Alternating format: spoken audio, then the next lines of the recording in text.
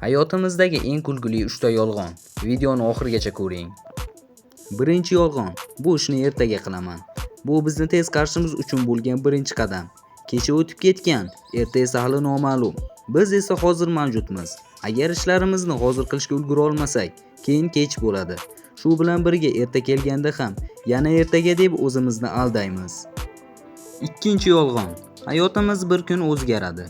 Yo'q, hayotimiz hech qachon o'zgarmaydi. Qachonki biz o'zgarmagunimizcha. Hozir 18 yoshda bo'lsangiz, 25 yoshimda hayotim butunlay boshqacha bo'ladi deb o'ylamang. Harakat qilmas ekansiz, umringiz qay darajada tez o'tib ketganini sezmay qolasiz. Hammasi bir xil bo'ladi. Orada esa siz va sizning vaqtingiz qurbon bo'ladi. O'z hayotingizni o'zingiz o'zgartirasiz. Uchinchi yolg'on. Kimgadir ishonish. Bu do'stingiz yoki qarindoshlaringiz bo'lishi mumkin. Hatto ota-onangizga ishonsangiz ham, ular ham bir kun qariydi.